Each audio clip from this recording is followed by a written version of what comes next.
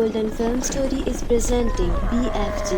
कहानी के शुरू में लंदन का एक अनाथ आश्रम दिखाया जाता है, जहां एक 10 साल की बच्ची सोफी रहती है। इसके माता पिता अब इस दुनिया में नहीं थे। सोफी को नींद ना आने की बीमारी है, जिसकी वजह से वो रात को जागा करती है और इस अनाथ आश्रम में घूमती रहती है। वहाँ के बच्चों की तरह सोफी का भी रात का एक डर था कि एक बाबा जी हैं जो रात के अंधेरे में आकर बच्चों को उठा कर ले जाते हैं और फिर खा जाते हैं। एक रात सब बच्चे सो रहे थे। सूफी को बाहर से अजीब सी आवाज आती है। सूफी जब खिड़की से बाहर देखती है तो वहाँ कुछ बिल्लियाँ थीं जो भूख में डस्टबिन को गिरा रही थीं। लेकिन अचानक दीवार के पीछे से सोफी को एक बड़ा हाथ दिखता है जो डस्टबिन को उठाकर उसकी जगह पर रख देता है। इसके बाद वहाँ एक बहुत बड़ा जायंट सामने आता है। सोफी और जायंट एक दूसरे को देख लेते हैं। सोफी इतनी डर जाती है कि वो जल्दी से अपने बिस्तर में जाकर कंबल में छुप जाती है, लेकिन वो जायंट अपने बहुत बड़े हाथ को खिड़की से गुजारकर सोफी को कंबल समेत उठा लेता है और इंसानों से छुपते छिपाते एक जायंट के देश में पहुंच जाता है, जहां उसका एक घर है।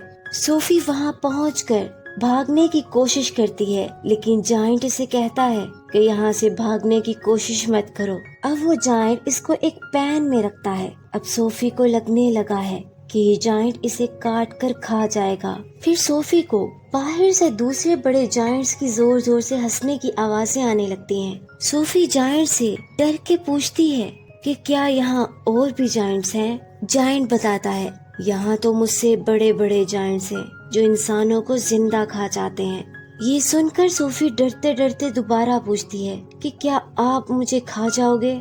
लेकिन जायंट कहता है, बिल्कुल नहीं, मैं इंसानों को नहीं खाता, मैं एक तरह की सब्जी खाता हूँ। फिर सोफी कहती है, आप मुझे यहाँ जायंट की दुनिया में क्यों लाए हो? तो जायंट इसका जवाब देता है, तुमने मुझे उस रात देख लिया था और तुम सबको चिल्लाकर मेरे बारे में बता सकती थी, जिसकी वजह से वहाँ के इंसान मुझे पकड़ लेते और मेरे देश आ जाते। अब मैं तुम्हें यहाँ से कहीं नहीं जाने दूंगा और तुम जिंदगी भर यहीं रहोगी। सोफी ये सुनकर कहती है, मैं यहाँ किसी सूरत में भी नहीं रहूंगी। जायंट कहता है कि यहाँ से भागने की बिल्कुल गलती ना करना, वरना बाहर वाले जायंट्स तुम्हें जिंदा खा जाएंगे। इसके बाद जायंट सोफी को अपने नाव के ऊपर एक छोटी सी जगह पर बिठा देता है और अपने बैग से एक चमकती हुई बोतल निकालता है। सोफी इससे पूछती है, ये क्या है? जायंट बताता है कि ये सपने हैं। ये सुनकर सोफी कहती है, मैं तो सोती ही नहीं, इसलिए मुझे तो सपने भी नहीं आते। इसके बाद जायंट सोफी की एक छोटी सी किताब उठाता है, जिसे वो सोफी के साथ ही ले आया था। वो कहानी की बुक होती है। जायंट इसे पढ़ने लगता है। ये सुनकर सोफी को नींद आ जाती है। इसके बाद जायंट अपने घर के अंदर की ही एक लैब में जाता है, जहाँ बहुत सारी बॉटल्स में सैकड़ों सपने बंद थे। जायंट एक बोतल में कैद किए हुए एक सपने को बाहर निकालता है। फिर अचानक सोफी को दिखाया जाता है, जो जायंट को सोता हुआ देखती है और इसकी गहरी नींद का फायदा उठाकर सोफी वहाँ से भाग जाती है। लेकिन जैसे ही वो बाहर जाती है तो एक बहुत बड़ा जायंट सोफी को पकड़ लेता है और वो जायंट सोफी को अपने मुंह के अंदर डालकर खा जाता है। फिर सोफी की आंख खुल जाती है, क्योंकि ये सोफी का एक डरावना सपना था। सोफी डर कर जाग जाती है और छोटे जायंट को कहती है कि तुमने ही मुझे ऐसा सपना दिया है ना, क्योंकि मुझे तो सपने ही नहीं आते। जायंट कहता है कि तुम्हें मैंने ये सपना इसलिए दिखाया है ताकि तुम बाहर जाने की गलती ना करो। जायंट सोफी को बताता है कि इस देश में जो जायंट्स है वो मुझसे बहुत ज्यादा बड़े हैं और इनके सामने मेरी कोई ताकत नहीं है। वो इंसानों को आराम से खा जाते हैं। अभी सोफी और वो जायंट की बातें कर ही रहे थे कि वहाँ एक बहुत बड़ा जायंट आ जाता है और छोटे जायंट से गुस्से में पूछता है कि तुम किससे बात कर रहे हो?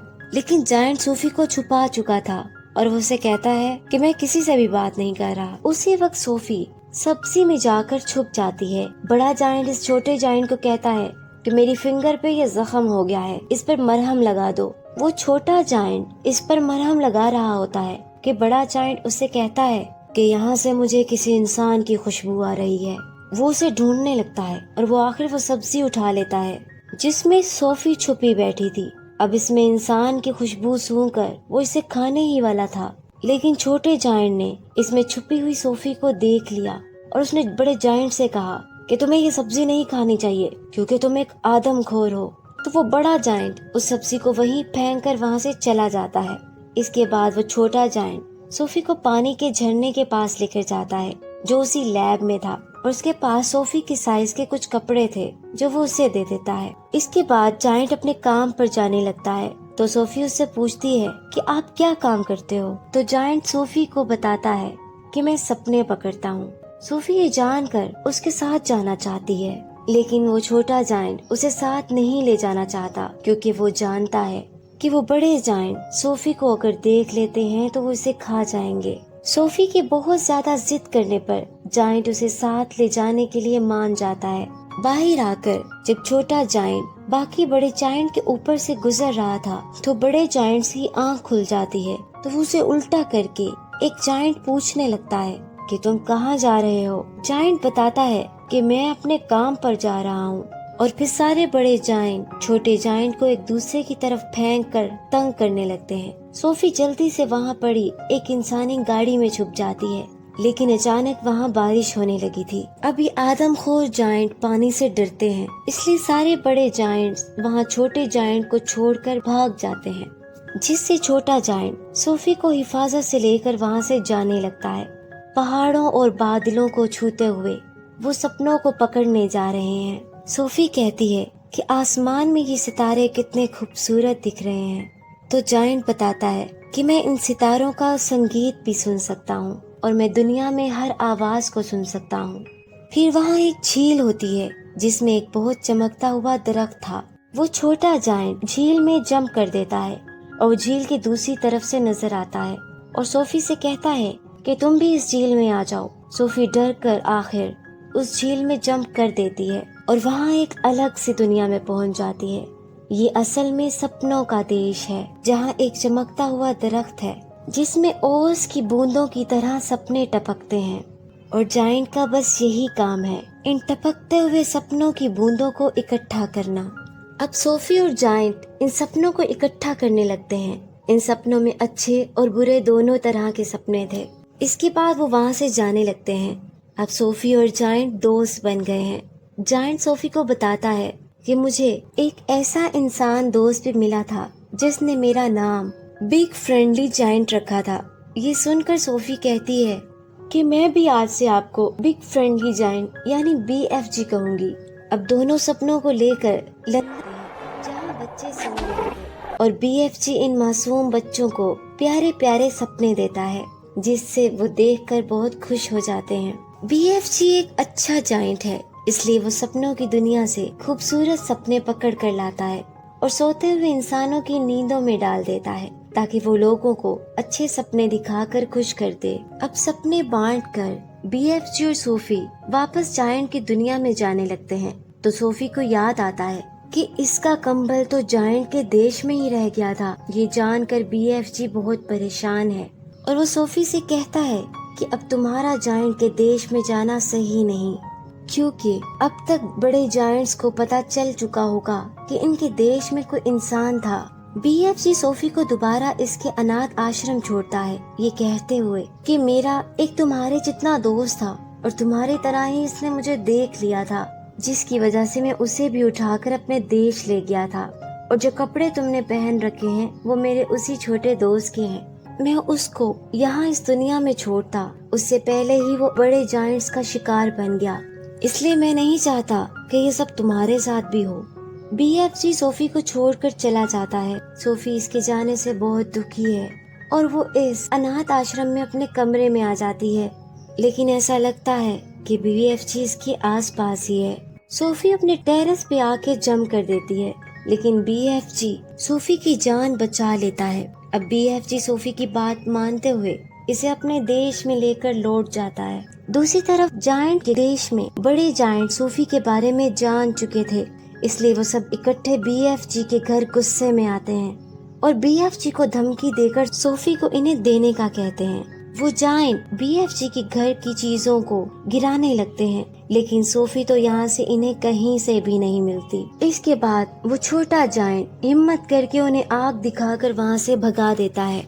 अब सोफी अपनी जान बचाने के लिए बीएफजी के घर के बाहर भाग रही थी कि अचानक इसकी नजर एक कमरे पर पड़ती है जो बीएफजी के उसी खास दोस्त का था जो बीएफजी सोफी की तरह अपने साथ यहाँ लेकर आया था। वहाँ सोफी एक तस्वीर देखती है जो इंग्लैंड की मलका की थी। ये देखकर सोफी को एक आइडिया आता है। वो जल्दी से बीएफजी के पास जाकर कहती है कि तुम अपने सपनों की लैब में एक डरावना सपना बनाओ जो हम इंग्लैंड की मलका को दिखाएंगे। हम उसे दिखाएंगे कि तमाम बड़े जायंट इंग्लैंड में मौजूद बच्चों को उठाकर खा जाते हैं और साथ में मुझे और खुद को भी दिखाना, ताकि जब हम खुद जाकर इस मलका को ये बताएं तो वो हमें पहचान कर यकीन कर ले। ये सुनकर बीएफजी अपनी लैब में ऐसा ही डरावना सपना बना लेता है। इसके बाद बीएफजी सोफी को लेकर इंग्लैंड की मलका के महल की खिड़की से जाकर वो डरावना सपना मलका की नींद में डाल देते हैं। अब मलका ऐसा ही सपना देखती है। जब मलका जागती है तो वो बहुत डरी हुई थी। वो अपना डरावना सपना अपनी असिस्टेंट को बताती है, लेकिन उसकी असिस्टेंट ये कहती है कि ये सिर्फ एक सपना था।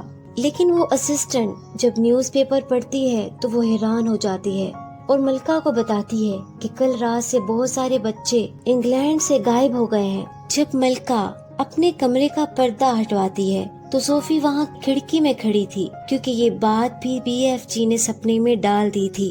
अब यहाँ सोफी सारी हकीकत बताती है और बीएफजी के बारे में भी बताती है, ये वादा लेते हुए कि आपके सिपाही बीएफजी को कोई नुकसान नहीं पहुँचाएंगे। सोफी के कहने पर बीएफजी मलका के सामने आ जाता है। मलका ये देखकर हैरान रह जाती है और खुश भी होती है, क्योंकि बीएफजी एक अच्छा जायंट है।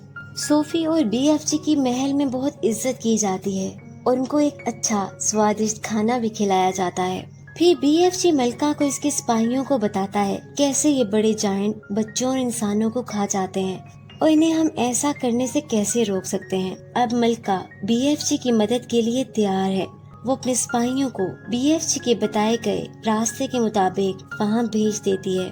अब बीएफजी इसमें इनकी मदद करता है और अपनी लैब में जाकर सोफी के साथ ऐसा सपना बनाता है कि वो इन बड़े जायंट्स को दिखा दे, ताकि वो ये जान लें कि ये बड़े जायंट गलत कर रहे हैं। और जब वो ये सपना इन बड़े जायंट्स की नींद में देने जा रहा होता है तो उसे याद आता है कि नींद में सपने डालने वाली डिवाइस मलका के महल में ही रह गई है। अब बीएफजी को इस बात का दुख होता है। उसी वक्त सोफी इस सपने के जार को उठाकर बड़े जायंट्स के पास चली जाती है जो अभी सो रहे थे।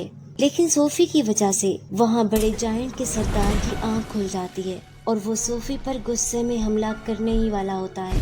तो सोफी इस सपने के जार को जमीन पर गिराकर तोड़ देती है, जिसकी वजह से इसमें मौजूद छोटे छोटे सपने इन बाकी सोते हुए बड़े जायंट्स की नींद में चले जाते हैं। और जब वो उठते हैं तो वो अपने किए पर बहुत अफसोस करते हैं। ये सब देखकर बड़े जायंट्स का सरदार जो सोफी पर हमला करने ही वाला था, अब वो सोफी पर और गुस्सा हो जाता है।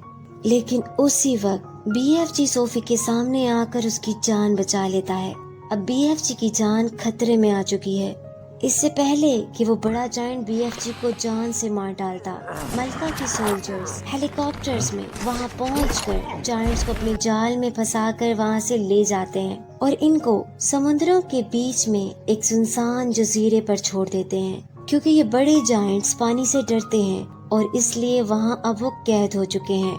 मूवी के आखिर में दिखाया जाता है कि सोफी अब अकेली नहीं है। अब वो मलका के महल में रहती है और अब वो बहुत खुश है और जब चाहे बीएफजी से बात भी कर सकती है, क्योंकि बीएफजी अपनी शक्ति की वजह से दुनिया में मौजूद हर आवाज सुन सकता है। अब बीएफजी का काम भी बदल गया है। अब वो सपने नहीं पकड़ता, अब अपने देश में अकेला हर तरह की सब्जियां उगाता है और एक खूबसूरत जिंदगी गुजारता है और इसी तरह सब हंसी खुशी रहने लगते हैं और कहानी यही खत्म हो जाती है। इस कहानी से हमें ये मैसेज मिलता है कि अच्छे दिल के होने से दुनिया में पॉजिटिव चेंजेस लाए जा सकते हैं। जैसा इस मूवी में दिखाया गया कि चाहे आप छोटे हों या बड़े हों, अगर आप दिल के सच्चे और बहादुर हैं तो जुल्म और बुराई को हरा सकते हैं। जैसे सोफी बीएफजी के साथ मिलकर इन बड़े जायंट्स को हरा देती है और इंसानों की जिंदगियों में खुशी लाने की वजह बनती है। अगर आपको ये कहानी पसंद आई हो तो इस वीडियो को लाइक करें, उस चैनल को सब्सक्राइब करें। Thanks for watching.